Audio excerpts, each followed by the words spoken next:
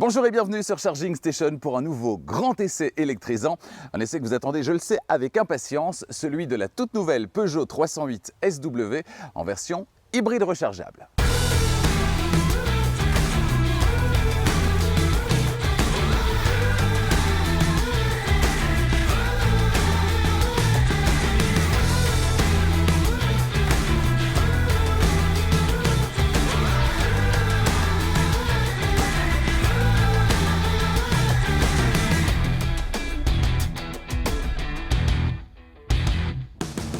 Cet essai vous est proposé par Arval, solution de leasing pour professionnels et particuliers, et Autoscout 24, la plus grande plateforme en ligne de voitures neuves et d'occasion en Europe. Essence, diesel, hybride rechargeable, en berline ou comme ici en break avec la nouvelle Peugeot 308. Le moins qu'on puisse dire, c'est que vous avez le choix, mais la version qui nous intéresse aujourd'hui, c'est bien évidemment celle qui permet de rouler en 100% électrique au quotidien, de faire donc des économies sur les coûts d'utilisation, de rouler en silence également, c'est très agréable. C'est donc la version hybride rechargeable.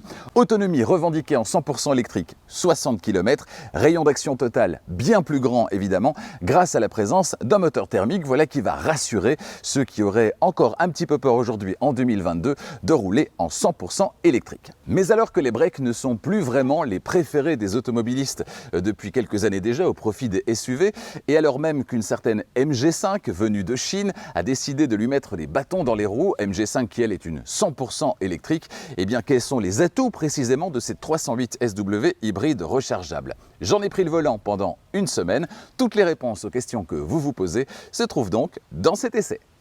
Mais avant de démarrer cet essai, comme à chaque fois, je vous invite à vous abonner à Charging Station si ce n'est pas déjà fait. Merci d'ailleurs de votre fidélité. Vous êtes plusieurs dizaines chaque jour à rejoindre Charging Station et ça fait évidemment bien plaisir. Abonnez-vous, activez la clochette des notifications pour ne rien manquer. La semaine prochaine, on sera chez Land Rover avec une autre voiture hybride rechargeable, mais évidemment bien différente de celle-ci. Ce sera le Land Rover Defender en version 110. D'autres essais électrisants durant les semaines suivantes. Je vous en parle tout à l'heure. Cette nouvelle génération de Peugeot 308, elle se veut plus séduisante que jamais, aussi en break évidemment. La ligne, le dessin a été particulièrement étudié pour rendre ce break aussi agréable que possible au regard et lui permettre de faire des yeux doux aux conducteurs de SUV qui finiront donc bien par se lasser de ce type de carrosserie. Après tout, la mode n'est-elle pas un éternel recommencement? Sur cette finition GT, on a un look sportif un petit peu plus affirmé, mais globalement, la 308, je dirais qu'elle porte avec subtilité et donc un certain succès les codes visuels de la marque au lion. On notera cette calandre très travaillée avec le nouveau logo Peugeot que je trouve très beau personnellement. Toujours les griffes verticales sous les phares à l'avant, une arête très réussie sur les flancs et puis un arrière assez massif qui donne beaucoup de présence à l'arrière de cette voiture avec des feux très travaillés qui sont du plus bel effet. Notez que sur cette finition GT, on a la présence de logos supplémentaires sur les ailes avant. Je ne suis donc pas le seul à aimer le nouveau logo. Chez Peugeot, visiblement, ils l'aiment bien aussi et c'est tant mieux, ils ont bien raison. Et puis ces très belles jantes Portland 18 pouces de série sur la GT en Belgique, sur la GT Pack en France. Un dernier mot concernant l'extérieur, c'est par rapport aux teintes disponibles, dont ce blanc nacré. Coût de l'option 820 € en Belgique, 850 en France. Parlons des dimensions de cette Peugeot 308 SW à présent. Sa longueur 4,64 m, sa largeur 1,85 m, ce sera 2,06 m avec les rétroviseurs, et puis sa hauteur est très basse, ça change des SUV effectivement, on se retrouve avec quelque chose de beaucoup plus classique comme dans le monde d'avant. L'empattement de cette voiture, c'est la distance entre les roues arrière et les roues avant, et de l'empattement dépend l'espace qu'on va retrouver à l'intérieur de cette voiture. On ira y faire un petit tour dans un instant. Que pensez-vous globalement de l'extérieur de cette Peugeot 308 en version SW? Eh bien dites-le moi, n'hésitez pas dans les commentaires. Sous le capot de cette version la plus puissante de la 308 SW hybride rechargeable, on va retrouver tout d'abord un moteur essence, 1600 cm3 qui développe 180 chevaux. Pour l'accompagner, un moteur électrique qui lui développe 110 chevaux. La puissance cumulée, qui n'est pas la somme des deux évidemment, 225 chevaux, un couple de 360 Nm et un 0 à 100 qui est abattu en 7,6 secondes. Le tout est envoyé au train avant. Cette voiture est donc une traction, 2 roues motrices, via la boîte de vitesse IEAT à 8 rapports. Si le moteur électrique avait été placé à l'arrière, on aurait pu avoir une 4 roues motrices non permanente, mais ce n'est pas le cas malheureusement. Notez donc qu'il existe une autre version, moins puissante et également moins chère évidemment, de la 308 SW hybride rechargeable, version dont la puissance totale n'est pas de 225 chevaux, mais de 180 chevaux. 12,4 kWh, c'est la capacité de la batterie haute tension qui équipe cette voiture. Une batterie qui doit donc lui permettre de parcourir jusqu'à 60 km en 100% électrique selon la norme WLTP, donc en théorie. Mais en pratique, dans la vraie vie, qu'est-ce que ça donne? À combien peut-on arriver? Combien peut-on espérer parcourir de kilomètres en 100% électrique? Eh bien la réponse tout à l'heure.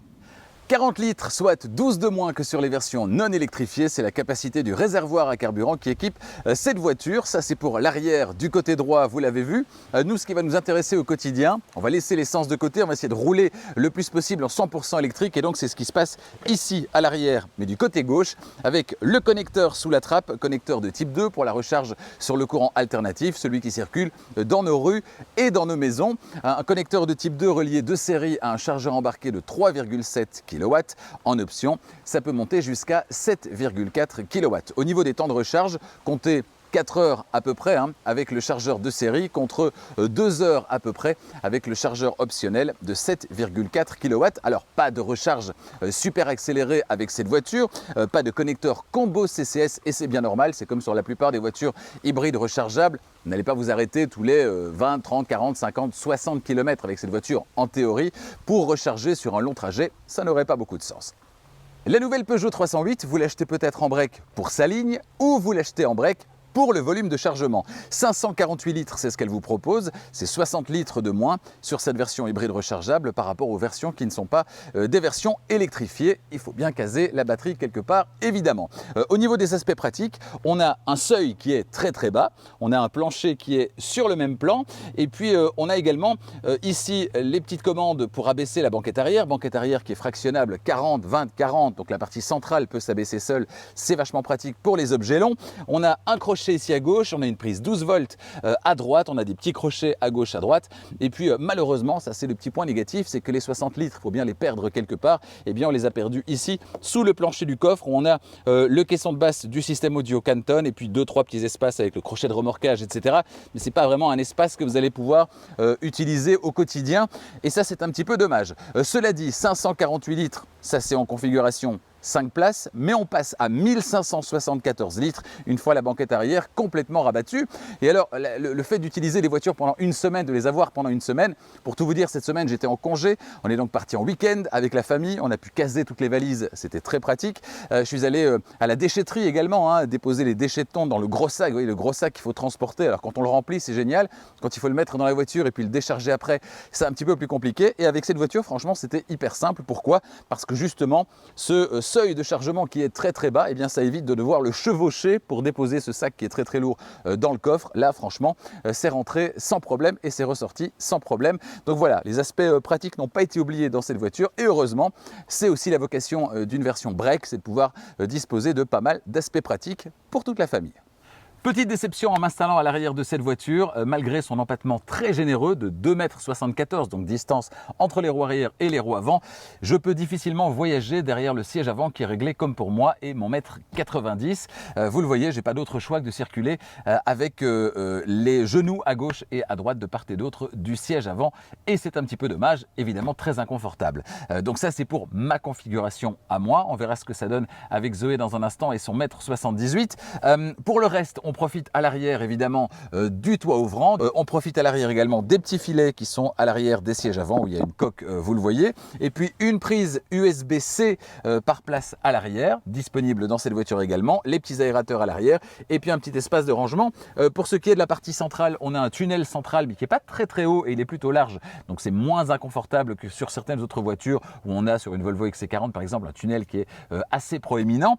On a évidemment dans le dossier de la partie centrale l'accoudoir central avec double porte-gobelet et un petit espace de rangement. Voilà, pour le reste, on est bien installé. Le siège, il est très confortable, mais pour moi, ça manque de place. Et si Zoé s'installe à ma place au siège conducteur, qu'est-ce que ça donne avec son 1,78 m? Est-ce que j'aurai plus de place? On voit ça maintenant. Ah ben vous le voyez tout de suite, ça va vraiment beaucoup mieux. Avec le siège avant réglé pour une personne d'1,78 m, avec mon 1,90 m à l'arrière, ça passe largement. Je peux même glisser les pieds sous le siège avant absolument sans aucun problème. Le seul petit bémol qui va rester, c'est qu'effectivement, j'ai la tête un petit peu près du pavillon. Pour le reste, il y a vraiment évidemment beaucoup plus de place. Et si Zoé s'installe à l'arrière, ça donne quoi? Eh bien, ça donne ça. 12 cm de moins à l'avant, ça compte aussi et surtout à l'arrière. Avec le siège avant toujours réglé comme pour moi et mon 1,78 m, j'ai une place royale. Bienvenue à bord de cette Peugeot 308 SW hybride rechargeable. Alors dans cette finition avec cockpit 3D, on est clairement dans un univers très technologique. Première chose quand on s'installe à bord, c'est l'écran instrument qu'on a l'habitude de voir à travers le volant et qu'il faut ici, on est dans une Peugeot, regarder par-dessus le volant, ce qui est assez perturbant et qui moi, franchement, ne me convient pas vraiment, je dois bien le dire, même si au terme d'une semaine au volant de cette voiture, on s'y fait évidemment, on se fait à tout. Mais d'emblée, j'ai trouvé qu'avec ma morphologie et mon 1,90 m, eh bien, j'avais l'impression de n'avoir finalement que très peu de marge de manœuvre au niveau des réglages du siège et de la colonne de direction. Et puis au final, j'avais l'impression de devoir renoncer à ma position de conduite idéale avec par exemple un volant trop bas que j'ai le sentiment d'avoir dans les jambes. Tout ça pour pouvoir voir l'écran instrument à peu près correctement. Bref, si vous envisagez d'acheter cette voiture, allez la voir en concession, faites un test sur la route pour vérifier que les possibilités de réglage vous permettront de trouver votre position de conduite idéale en conservant une bonne visibilité de l'écran instrument, c'est quand même le but. Pour le reste, les matériaux, les ajustements sont de bonne qualité en partie supérieure. En partie inférieure, sur les portières, c'est du plastique dur texturé qui franchement fait bien illusion. Je suis par contre un petit peu moins convaincu par la console centrale dont la partie en plastique lisse fait un petit peu cheap. C'est vraiment le seul vrai bémol que je mettrais à l'intérieur de cette voiture parce que pour le reste, franchement, on en a pour son argent et c'est très très bien construit. Et puis on reparlera des sièges sur la route tout à l'heure, mais autant je suis moyennement séduit par ce bleu, heureusement d'autres couleurs sont disponibles, on en reparlera, autant d'emblée on a le sentiment qu'au niveau du confort, c'est du sérieux et ça va se confirmer sur la route au terme de cette semaine d'essai. Et vous, que pensez-vous de l'intérieur de cette 308? Eh bien dites-le moi dans les commentaires. Avant de vous décrire le système d'infodivertissement, ce sera dans un instant plus en détail, eh bien voici la description complète de l'intérieur du tableau de bord de cette voiture. On va commencer par la portière conducteur. En partie haute, on a la poignée d'ouverture. En partie intermédiaire, les vitres et rétroviseurs électriques ainsi que le verrouillage centralisé. Et puis en partie inférieure, enfin, on va retrouver un vide-poche dont le fond est recouvert de feutrine. Voilà qui est sympa pour éviter que les objets se baladent et fassent du bruit. À gauche du volant, sur le tableau de bord, l'activation-désactivation de l'ESP, l'ouverture-fermeture du coffre et l'ouverture de la trappe à carburant. Sur le volant, à gauche, les aides à la conduite, régulateur, limiteur de vitesse. À droite, les commandes du système audio, la commande vocale et le téléphone. Et puis derrière le volant, les palettes. Alors pour moi, complètement inutile, je ne ressens pas de plaisir, je l'ai déjà dit, à l'occasion de la conduite et de l'essai d'autres voitures hybrides rechargeables. J'ai aucun plaisir à passer les vitesses manuellement sur une voiture avec boîte automatique et spécifiquement sur une voiture hybride rechargeable. Donc pour moi, ça ne sert pas à grand chose. Alors certains me disaient, effectivement, peut-être pour agir sur le frein moteur en descente quand on est en montagne. Voilà, c'est une situation qui est un petit peu particulière et bien spécifique et peut-être effectivement que dans ce cas-là, c'est intéressant. Pour le reste, franchement, moi, je ne l'ai pas vraiment utilisé cette semaine. C'est pas mon truc, vous l'aurez compris. Les commodos à gauche, les clignotants, les appels de phare et le basculement des feux de route aux feux de croisement, ainsi qu'à l'extrémité, le changement de la vue de l'écran instrument. Et puis à droite, les essuie-glaces, à l'avant et à l'arrière. Et puis à l'extrémité, l'affichage des données de conduite, itinéraire 1, 2 et données accumulées depuis le début. Derrière le volant, un premier écran, l'écran instrument d'une diagonale de 10 pouces, avec donc la possibilité de personnaliser globalement l'affichage et puis d'afficher les données de conduite. On va détailler ça là tout de suite. Alors comment ça se passe? Pour personnaliser l'affichage, c'est donc à l'extrémité du commodo de gauche, une pression et vous le voyez, ça va modifier voilà la présentation. On a ici une mise en avant un petit peu plus importante de la partie navigation.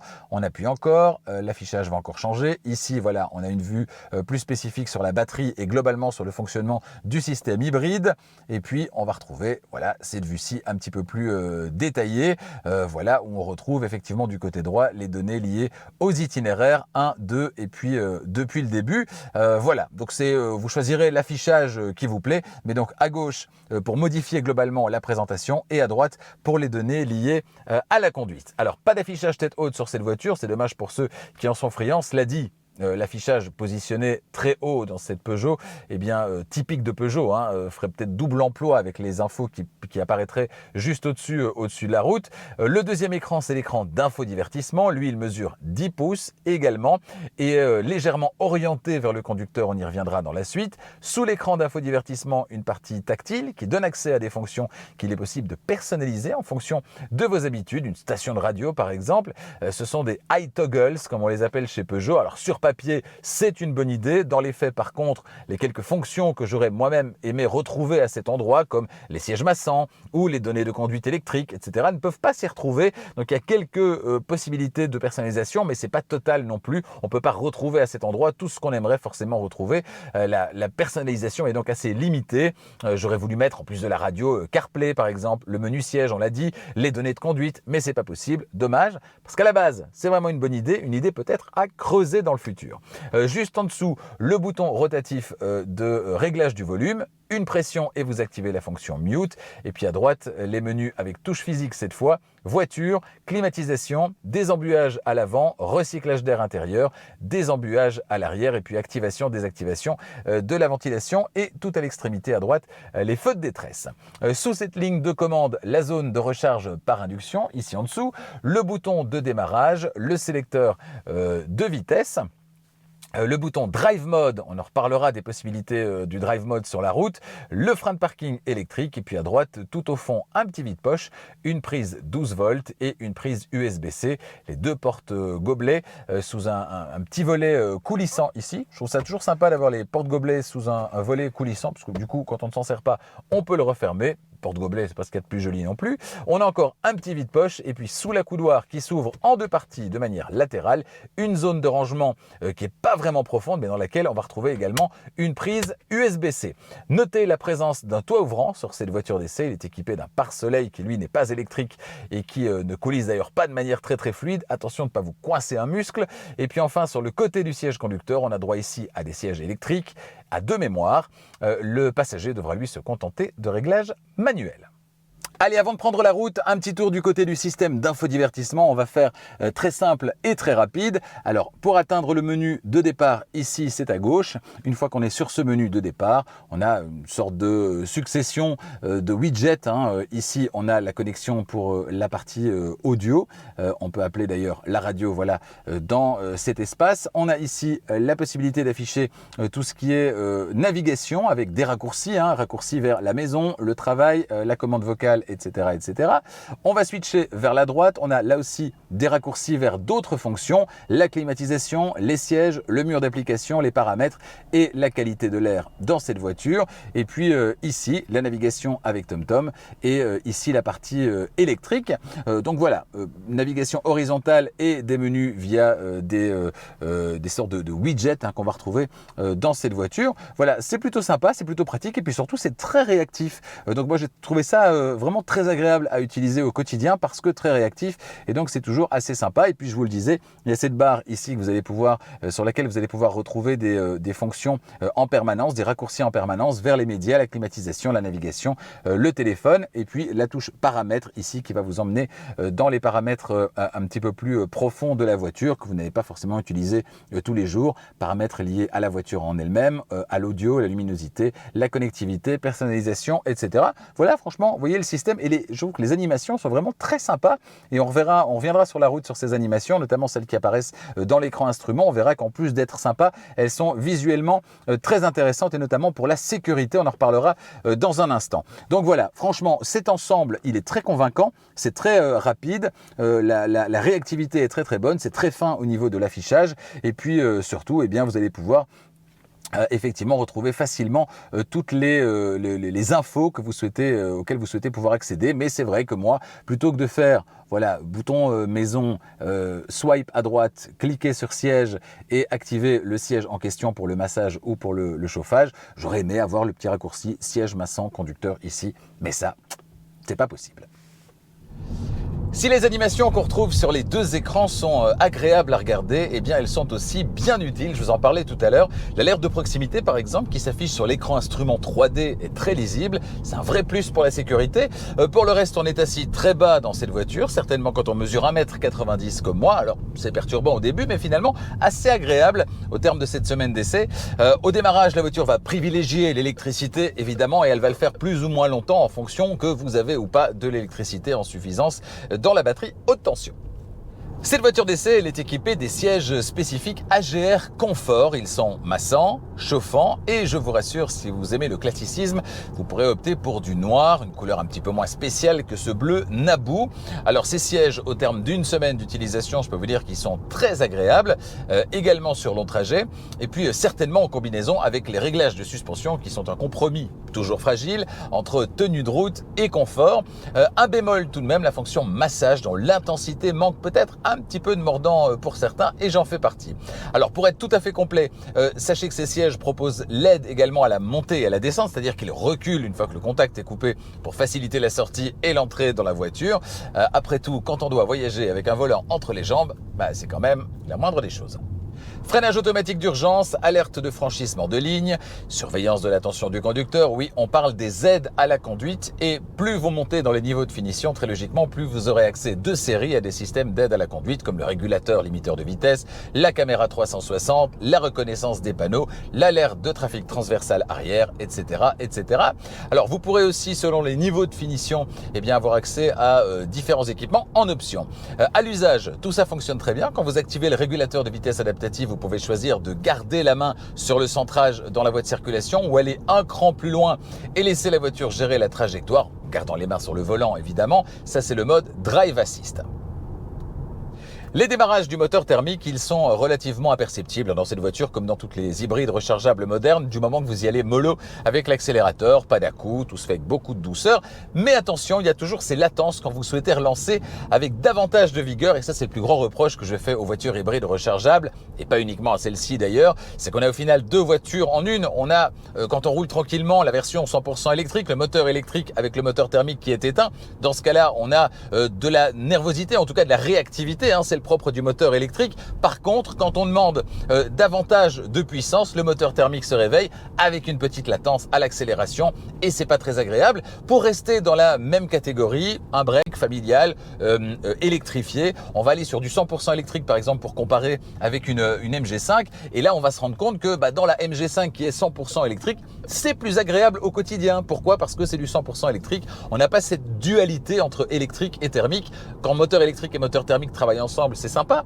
Cela dit, j'ai parfois l'impression que dans une voiture hybride rechargeable, et de nouveau, je ne parle pas uniquement de celle-ci, j'ai parfois l'impression que dans une hybride rechargeable, les moteurs travaillent un peu l'un contre l'autre et pas forcément l'un avec l'autre. Et donc voilà, c'est pas toujours très agréable quand on relance avec un minimum de dynamisme, d'avoir ces latences, ces temps morts avant d'avoir ce coup de kick au moment où le moteur thermique donne sa pleine puissance. Voilà, donc l'hybride rechargeable, c'est bien pour celui qui veut passer à l'électrique sans franchir le pas du 100% électrique pour se rassurer quelque part au niveau de l'autonomie, des recharges, les bornes pas encore assez nombreuses, etc.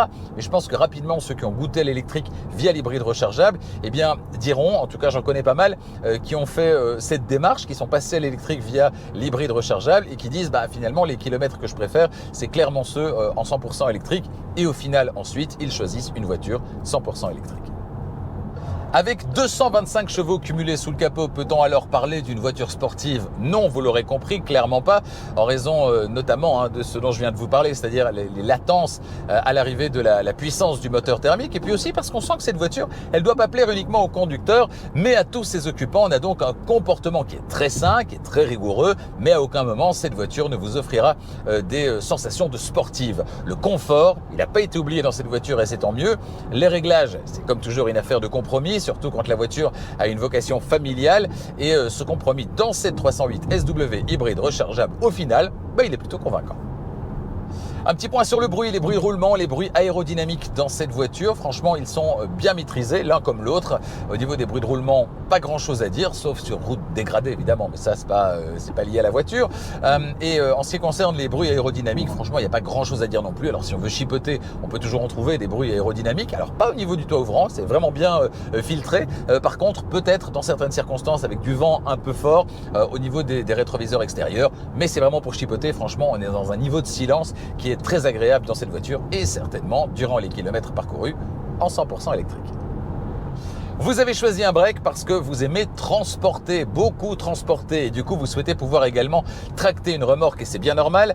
Avec cette voiture, est-ce possible? Eh bien oui, c'est possible, puisque cette voiture accepte jusqu'à 1450 kg, près d'une tonne et demie avec une remorque freinée.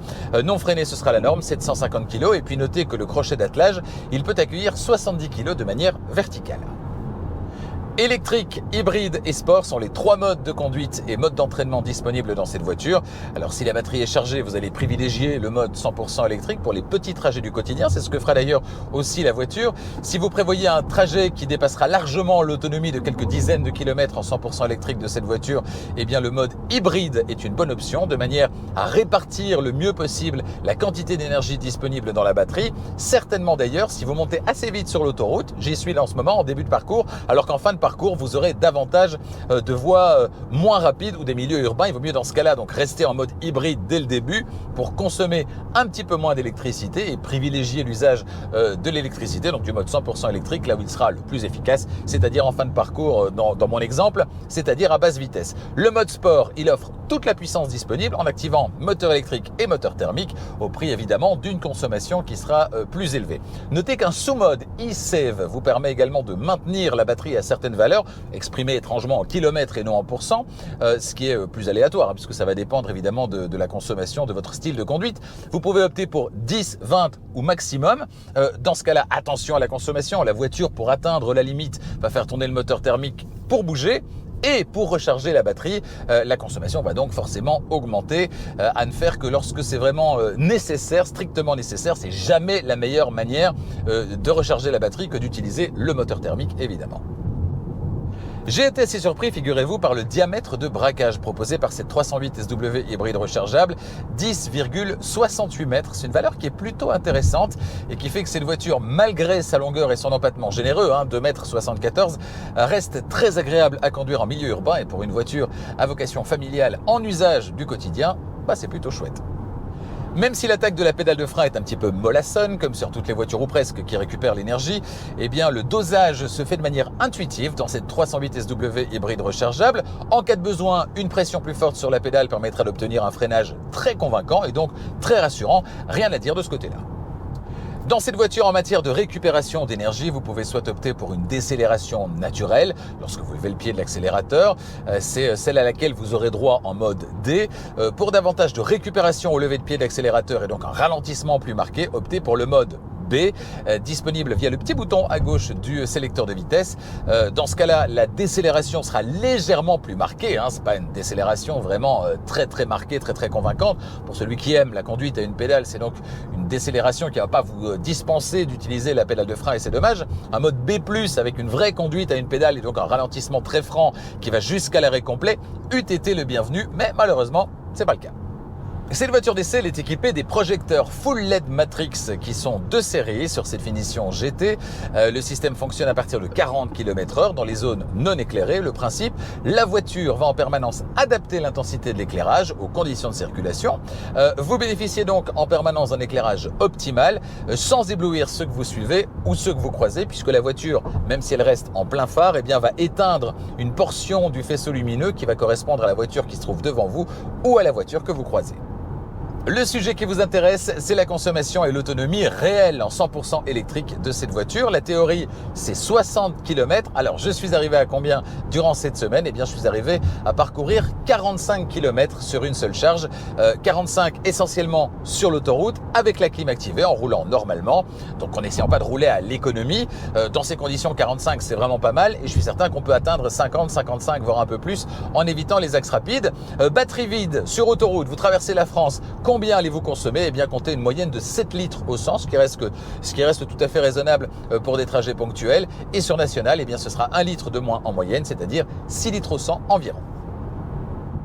On se retrouve à l'extérieur pour parler du prix de cette Peugeot 308 SW hybride rechargeable et qui est disponible en Belgique à partir de 40 250 € dans la finition de base. C'est la finition Active Pack. 3 autres niveaux de finition sont disponibles en Belgique. On a Allure, Allure Pack et GT. Ces dernières versions nécessitant un effort financier substantiel puisqu'elles s'affichent à partir de 44 950 € en version 180 chevaux et 46 450 € en finition 225 chevaux, en version 225 chevaux. C'est donc cette version que j'ai essayée cette semaine. En France, comptez 39 050 € pour la finition de base Active Pack et jusqu'à 43 650 € pour la finition GT en 180 chevaux et 45 550 € pour la finition GT en 225 chevaux. Notez qu'en France, une finition GT Pack est également proposée uniquement sur la version 225 chevaux au prix de 47 150 €. Au niveau de l'équipement, ça correspond en fait à peu près à la version Pack vendue en Belgique. Rendez-vous sur votre site Peugeot National pour configurer votre Peugeot 308 hybride rechargeable, en version break ou en version berline d'ailleurs, en 180 ou en 225 chevaux, et déterminer votre prix. Toujours concernant le prix, vous le savez, Arval, partenaire de Charging Station, vous propose des solutions de leasing, de location longue durée pour les entreprises et les particuliers. Alors pour les entreprises, c'est le leasing opérationnel, leasing tout compris, qui existe depuis pas mal d'années maintenant et qui rencontre un franc succès notamment en raison des mesures fiscales qui l'accompagnent. Et puis le leasing pour les particuliers, eh bien c'est plus récent et ça rencontre un franc succès pour au moins 2 raisons actuellement. La première, c'est que tout est inclus, comme pour le leasing pour les entreprises, la mise à disposition de la voiture, également l'assurance, également les entretiens, etc. Il n'y a pas de surprise dans le budget. Vous payez le même budget voiture tous les mois, du premier au dernier mois. Il n'y a pas des mois où vous allez devoir mettre de l'argent de côté et le sortir pour des entretiens, pour changer les pneus, pour l'assurance, etc., etc. Donc ça, au niveau de la gestion du budget et dans la période économique qu'on connaît, c'est plutôt précieux. C'est grandement facilité par ce leasing opérationnel. Alors évidemment, le loyer, il est plus cher tous les mois que si vous payez juste un remboursement de voiture, mais c'est assez logique puisque tout est inclus. Donc faites vos petits calculs, vous verrez que c'est particulièrement intéressant. Et puis l'autre avantage, eh bien, c'est qu'on ne sait pas dans la période de transition technologique dans laquelle on se trouve, avec les voitures électrifiées, électriques qui arrivent, etc. On ne sait pas combien vaudront toutes ces voitures à la fin du contrat, dans 3 ans, 4 ans, 5 ans. Et en l'occurrence là, c'est pas vous qui prenez le risque, c'est la société de leasing, c'est Arval. Vous vous rendez la voiture à la fin du contrat, vous rendez les clés et vous ne vous souciez de rien. Alors que si vous l'achetez, évidemment, vous saurez difficilement au moment où vous l'achetez combien elle vaudra quand vous souhaiterez la revendre. Donc voilà, au moins 2 avantages de passer au leasing pour les particuliers, le private lease. Et pour obtenir une offre, n'hésitez pas à contacter Arval, évidemment. Venez de ma part, n'hésitez pas à les contacter via leur site internet arval.be en Belgique. Si vous êtes en France, eh bien n'hésitez pas, ça se passe sur arval.fr. En ce moment, pour une voiture neuve, c'est un peu compliqué au niveau des délais de livraison, raison pour laquelle je vous renvoie volontiers vers notre partenaire Autoscout24, car sur Autoscout24, eh bien, vous allez pouvoir retrouver 80 000 voitures disponibles immédiatement, dont plusieurs milliers sont déjà des voitures électrifiées. Et parmi ces voitures, des voitures neuves également qui vous attendent et sont donc disponibles immédiatement. Allez y faire un petit tour. La page d'accueil a été grandement améliorée, notamment au niveau de la finesse des résultats qui vous sont proposés en fonction de vos critères pour que ces résultats correspondent encore un petit peu plus précisément à ce que vous recherchez. Rendez-vous donc sur autoscout24.be en Belgique, autoscout24.fr en France. Disponible à partir d'un petit peu plus de 40 000 € en Belgique, 39 000 € en France, la Peugeot 308 SW hybride rechargeable est une proposition intéressante pour celui ou celle qui cherche à rouler dans un break qui a de la gueule, qui a de l'allure au quotidien, en 100% électrique la plupart du temps et qui peut aussi envisager sereinement des plus longs trajets grâce à la présence d'un moteur thermique et d'un réservoir de 40 litres. Reste qu'on peut difficilement éviter la comparaison avec un autre break essayé récemment, la MG5 100% électrique qui elle s'affiche en finition haut de gamme Luxury entre 4 000 et 4 500 € moins cher que l'entrée de gamme 308 SW hybride rechargeable. Alors ça fait réfléchir évidemment, surtout que ses coûts à l'usage seront forcément moins élevés puisque la chinoise est 100% électrique et a en plus un appétit plutôt mesuré. On l'a vu et je vous invite d'ailleurs à revoir cet essai toujours disponible sur Charging Station. Mais évidemment, elle n'a ni la gueule de cette 308, ni son système d'infodivertissement très technologique. Ses aides à la conduite fonctionnent de manière bien moins précise et son rayon d'action total sera forcément moins élevé que celui de cette voiture. A bientôt sur Charging Station pour d'autres essais électrisants. Je vous le disais tout à l'heure, la semaine prochaine, on sera chez Land Rover avec la version hybride rechargeable du Land Rover Defender 110. D'autres essais tout aussi électrisants durant les semaines suivantes. Alors je vais prendre mon petit papier pour ne rien oublier. On ira chez Citroën dans les prochaines semaines avec la Citroën C5X en version hybride rechargeable. On ira chez Kia avec une voiture que vous attendez avec grande impatience. C'est la Kia Niro en version EV, donc la version 100% électrique de la nouvelle Kia Niro. Chez Skoda avec l'Enyaq iV en version 80X, c'est la version 4 roues motrices. Une autre voiture qu'on connaît, c'est la Mercedes EQE. Là, ce sera la Mercedes EQE AMG 43. Alors pas AMG Line, donc la vraie version AMG très puissante, on le verra, même si c'est la version la moins puissante des très puissantes, puisqu'il y a aussi une 53 qui coiffe la gamme. Et puis chez Volkswagen, la version coupée de la Volkswagen ID4, ce sera la Volkswagen ID5. Pour toutes ces bonnes raisons, n'hésitez donc pas à vous abonner à Charging Station et activer la clochette des notifications pour être prévenu dès qu'une nouvelle vidéo électrisante est disponible. Vous pouvez soutenir également Charging Station, bien sûr, en partageant les vidéos, en mettant un petit pouce si vous avez aimé la vidéo, et puis également si vous souhaitez bénéficier d'avantages supplémentaires pour en faire un petit peu plus, notamment en activant la souscription. En cliquant sur le bouton rejoindre, eh bien, vous pouvez contre moins d'1 € par mois profiter de toutes les vidéos dès qu'elles sont uploadées sur YouTube, donc sans attendre le dimanche à 18 h et la diffusion en YouTube première. Ça se passe via le bouton rejoindre. Vous pouvez donc, grâce à ce moyen, visionner les vidéos Charging Station jusqu'à une semaine ou presque avant leur diffusion en YouTube première, et en plus de ça, vous apportez votre soutien, ce pourquoi je vous remercie évidemment. Merci de votre fidélité et à bientôt.